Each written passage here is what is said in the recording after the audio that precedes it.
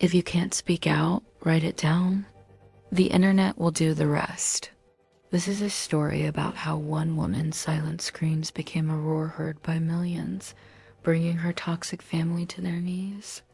I met Jenna at a digital marketing office a few years back. She was quiet, brilliant, and always seemed to be carrying a weight on her shoulders. One evening, over after-work drinks, she finally shared her secret. She told me she was the anonymous author of a famous blog, one that detailed the shocking and often cruel behavior of a toxic family. I'd heard of it. It was a viral sensation, but I never imagined the author was sitting right across from me. Jenna explained that for years, she had endured relentless emotional and psychological abuse from her family. They were pillars of their community on the outside, but behind closed doors, it was a different story. She was gaslit, manipulated, and made to feel worthless. Speaking up was impossible. They had isolated her and controlled the narrative. So she turned to the only outlet she had, a keyboard. She started the blog with no expectations. It was a digital diary, a place to scream into the void. She began writing down every painful memory, every cutting remark, every act of cruelty. She changed names and locations, making sure it was all anonymous, but the raw, unfiltered truth of her experiences was there in every word.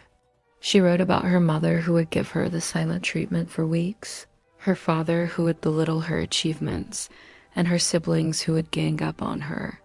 Each post was a meticulously documented piece of her suffering. At first, only a few people found it. But then, one of her stories got shared on a popular forum. It was a post about a family vacation that turned into a nightmare of public humiliation. The story was so vivid, so relatable to others who had experienced similar things that it just exploded. Suddenly, her blog wasn't just a diary, it was a phenomenon. People from all over the world started reading, sharing their own stories in the comments, and offering Jenna words of support she had never heard in her entire life. It became a community for survivors. The blog went from a few hundred readers to hundreds of thousands, then millions. It was featured in online magazines and discussed on podcasts. Commentators praised the author's bravery for shining a light on the hidden dynamics of family abuse. For Jenna, it was surreal. The validation was overwhelming. For the first time, she felt seen and believed.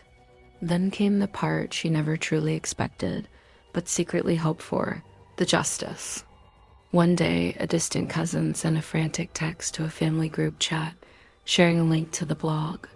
Someone had connected the dots. The message was simple. "Doesn't this sound a lot like us?" Panic erupted. Jenna watched from the sidelines as her family's carefully constructed public image began to crumble. They couldn't deny the stories because the details were too specific, too true. They started pointing fingers at each other, accusing one another of leaking family secrets.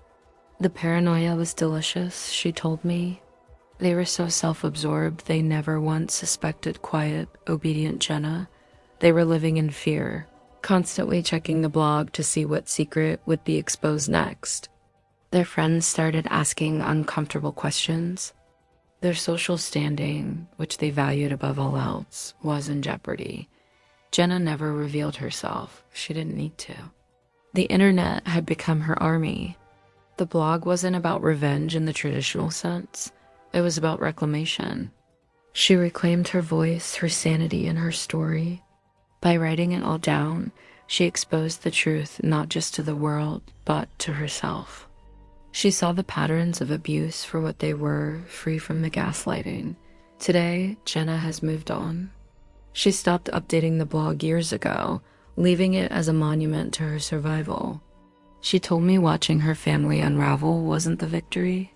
The victory was realizing she didn't need their approval to be whole. The internet didn't just give her revenge. It gave her freedom. This story is a powerful reminder that your voice matters, even if you start with a whisper.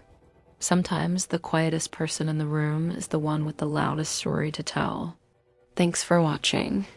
If you found this story as incredible as I did, make sure to like, subscribe, and hit that notification bell for more. See you next time.